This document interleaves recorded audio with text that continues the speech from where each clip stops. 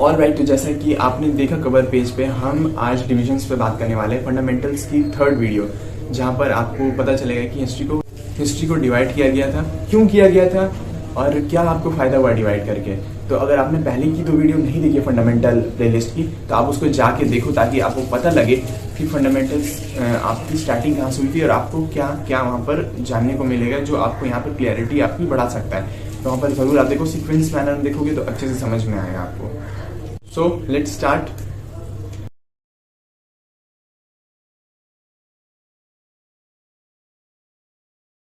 आज हम जानेंगे डिवीजन के बारे में कि डिवीजन को क्यों किया गया, मतलब पास्ट को डिवाइड क्यों किया गया। डिवाइड नहीं भी करते तो भी हो सकता था। डिवाइड करने का रीजन क्या है? तो डिवाइड करने का सिंपल सा रीजन है कि डिवाइड करने से सब कुछ इजी हो गया, इंटरेस्टिंग हो गया। अगर आप कोई मूवी देखने जाते हो तो मूवी देखोगे तो वहां पर आपका कितना भी अच्छा मूवी, उसमें इंटरवल होता है। क्यों? क्योंकि वो आपको एक टाइम देता है, छोटा सा टाइम देता है, छोटा सा टाइम इंटरवल देता है, जहां पर आप सोच सकते हो, आप वापस से अपनी कहानी बनाओगे कि हाँ भाई ऐसा हो रहा है मूवी में तो आगे ऐसा हो सकता है। तो आपका इंटरेस्ट क्रिएट करता है, इंटरेस्ट क्रिएट करेगा तो आप और आगे मूवी और इंटरेस्ट से देखोगे।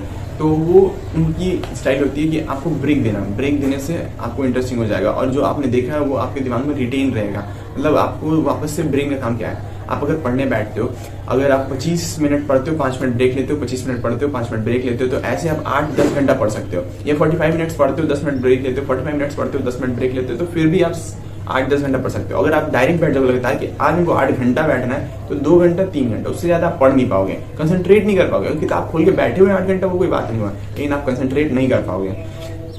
तो ये फैक्ट है।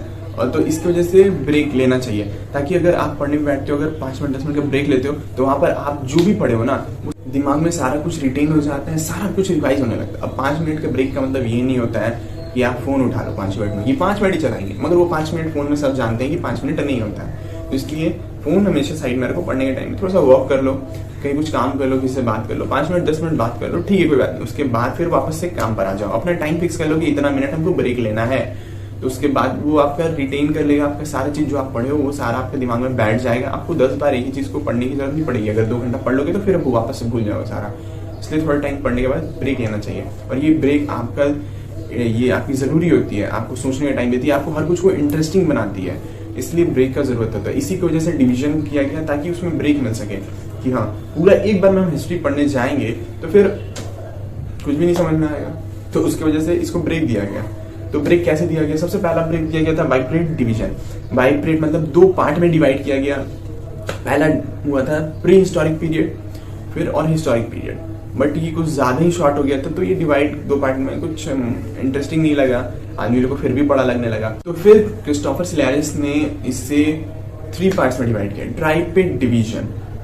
तो उसको ट्राइपेट डिवीजन में क्या क्या था? पहला प्री हिस्टोरिक पीरियड जो था, फिर प्रोटो हिस्टोरिक पीरियड, फिर हिस्टोरिक पीरियड। तो प्री हिस्टोरिक पीरियड में आता था stone age, proto historic period में आता था आपका हड़प्पन सिविलाइजेशन लेके वैदिक कल्चर तक, और उसके बाद हिस्टोरिक पीरियड में आता था सारा 600 BC के बाद का सारा टाइम आपका हिस्टोरिक पीरियड में आता था। अब हिस्टोरिक पीरियड भी बहुत ज्यादा बड़ा हो गया, 600 BC मतलब अभी से 2500 साल के पूरा कहानी, 2500 क्या 2800 ईयर्स, मतलब 3000 साल ऑलमोस्ट समझ लो। तो फिर से वापस से बड़ा हो गया। तो इसको डिपेंड कर दिया कि यार ये ठीक है, मगर अब इसको और डिवाइड किया जाएगा। अब इंडियन का अलग है, वर्ल्ड हिस्ट्री के लिए अलग है। तो अलग क्या है?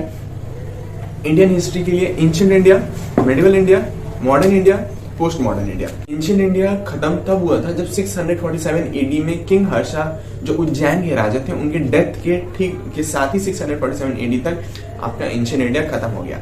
अब एंशिएंट इंडिया में क्या क्या आया? आपके एंशिएंट इंडिया में आपको सबसे पहले आया जो लिथिक एज था, मतलब स्टोन एज था। उसके बाद हड़प्पन सिविलाइजेशन, फिर उसके बाद वैदिक कल्चर, वैदिक कल्चर के बाद महाजनपद पीरियड्स। महाजनपद पीरियड्स वो पीरियड्स थे जहां पर बहुत बड़े बड़े अंपायर बने। वैदिक कल्चर में देखो, हड़प्पन सिविलाइजेशन एक छोटा सा सिविलाइजेशन था, फिर उसको और एडवांस हुआ तो वैदिक कल्चर बना, जहां पर लिखना स्टार्ट किए और एक छोटा छोटा किंगडम बना। फिर वो सब को जोड़कर एक बड़ा बड़ा किंगडम बनने लगा, तो फिर वो महाजनपद पीरियड्स हो गए।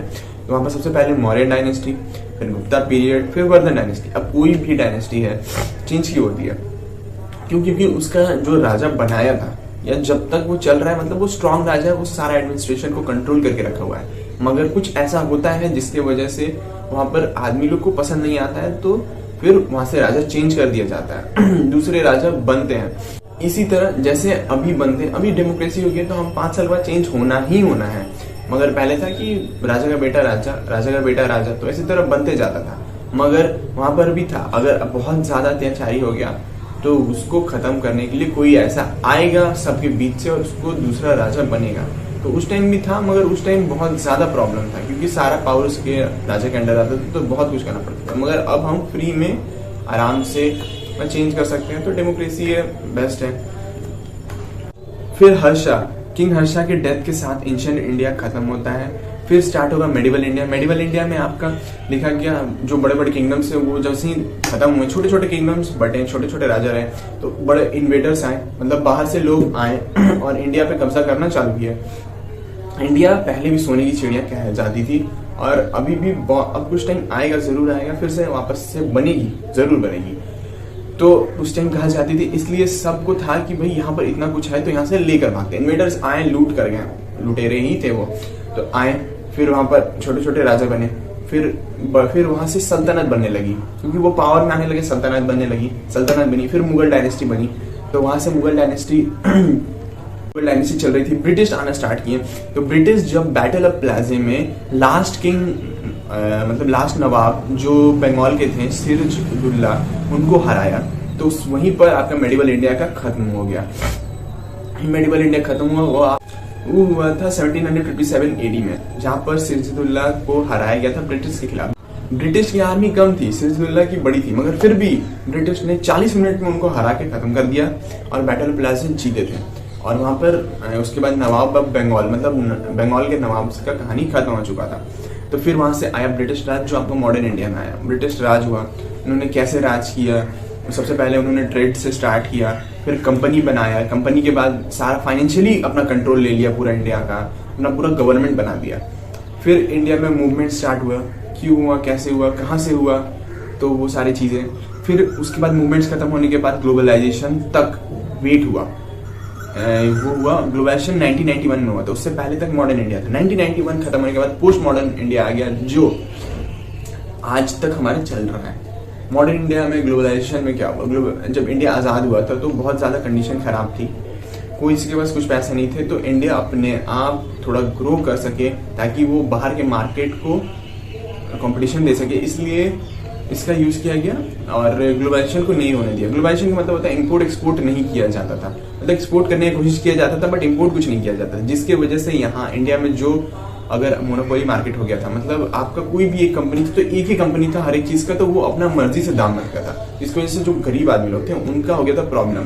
तो वो लोग का दिक्कत हो गया था कि वो लोग मतलब खरीद नहीं पा रहे थे, क्योंकि कोई चीज इतना महंगा हो गया था कि सब कोई नहीं खरीद पाते। इसलिए जब देखा गया कि इंडिया अब इतना लेवल पे पहुंच के कंपटीशन कर सकता है, तो बाहर से इम्पोर्ट को खोल दिया गया, ग्लोबलाइजेशन खोल दिया गया, तो ट्रेड होना स्टार्ट हुआ। सारी चीज जब कंपटीशन बढ़ा तो अपना बेचने के लिए सब अपना अपना दाम कम करने लगे, जिसकी वजह से फिर इम्प्रूवमेंट हुआ मार्केट में और फिर ग्लोबलाइजेशन स्टार्ट हुआ। और ग्लोबलाइजेशन के बाद का टाइम अभी तक आपका पोस्ट मॉडर्न इंडिया में आता है।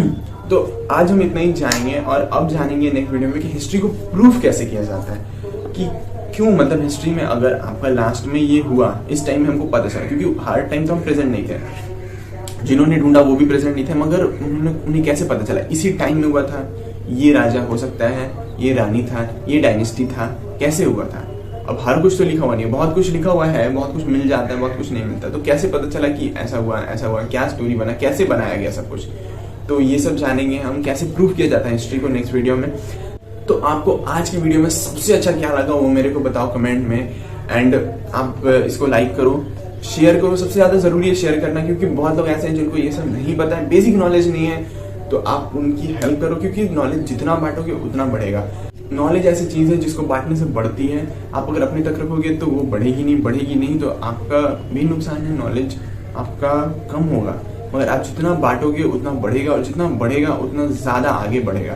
तो जितना हो सके नॉलेज को शेयर करो, जितना शेयर करोगे उतना अच्छा रहेगा, तो शेयर करो ताकि आप भी जान सको एंड आगे वाले भी जान सके। तो आज की वीडियो में बस इतना ही, थैंक यू, मिलते हैं हम नेक्स्ट वीडियो में, तब तक के लिए सीखो और सिखाओ एंड सबको शेयर करो, लाइक करो, सब्सक्राइब करो।